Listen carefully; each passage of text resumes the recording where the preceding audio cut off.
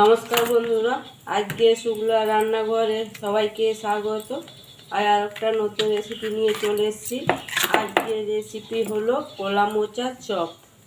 রাস্তার ধারে ঠেলার মতন একদম বাড়িতেই বানাবো খুব সহজে কলা মোচার চপ। আমি কিভাবে বানাচ্ছি প্রথম থেকে শেষ পর্যন্ত পুরো ভিডিওটা দেখতে থাকুন, আশা করি ভালো লাগবে। আমি এর জন্যে কলা মোচা নিয়ে নিয়েছি, আর এটা কাঁঠালি কলার মোচা। কাঁঠালি কলার মোচাতে বেশ ভালো হয়, টেস্টটাও ভালো হয়, আর কাঁঠালি কলার মোচাগুলো খেতেও ভালো লাগে। সিঙ্গাপুরি কলাগুলো একদম তিতো লাগে, ওগুলোতে ভালো হয় না। তবে আপনারা চেষ্টা করবেন কাঁঠালি কলারই মোচা নেবার।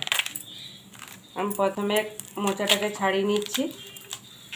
এই কলা মোচার যে এইগুলো আছে, এইগুলোকে প্লাস্টিকের মতো এইগুলোকে ছাড়িয়ে নিতে হবে। আর এইটাকেও আমি এইভাবে ছাড়িয়ে নেব, এরকমভাবে করে এরকম ছোট ছোট করে কেটে নেবে। এইভাবে যদি কেটে নেওয়া হয় তাহলে তাড়াতাড়িও হয়, আর এইরকমভাবে যদি একটা একটা করে ছাড়ানো হয় সময়টাও বেশি লাগে। আমি এইভাবে কুচিয়ে কুচিয়ে কেটে নেব।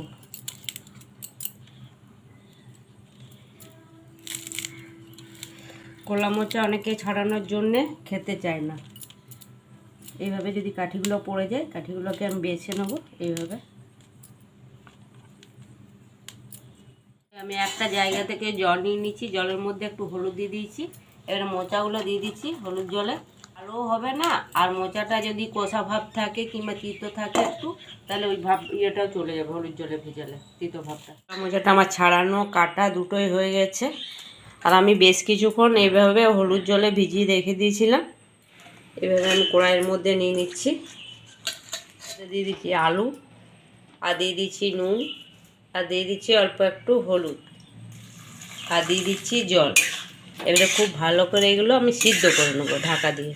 সিদ্ধ হয়ে গেছে কলা মোচা, আলুটা ফেটে গেছে। এবারে এগুলোকে আমি ছেঁকে নেবো, ছেঁকে জলটাকে ঝরিয়ে নেবো আমি।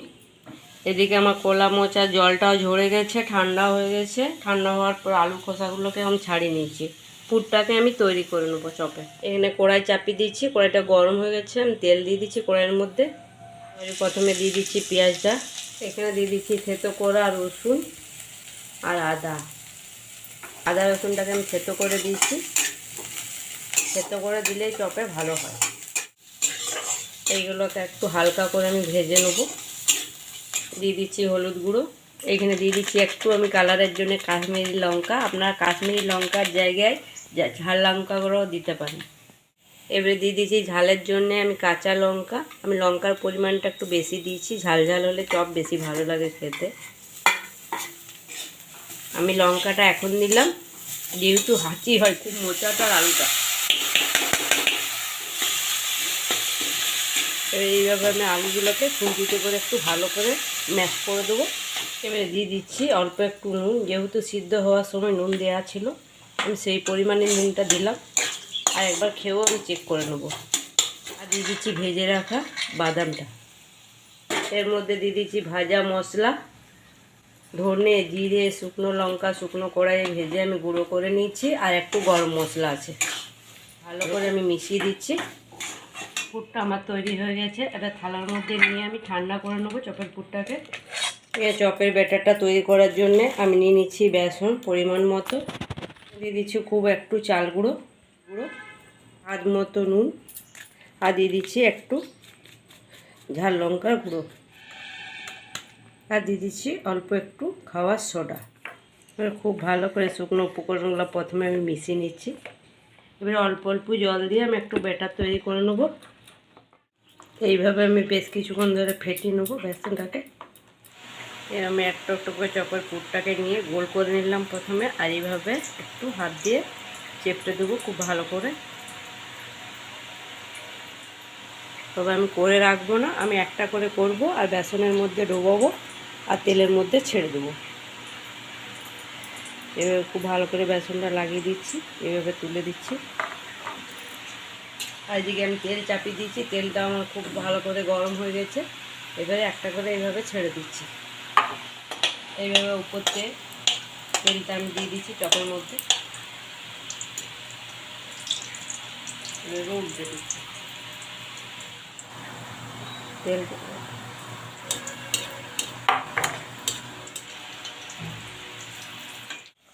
আমি উল্টে পাল্টে চপগুলো একটু লাল লাল করে ভেজে নেব। চপের সাইজটা দেখুন কত বড়। এই চপগুলোকে আমি তুলে নেব।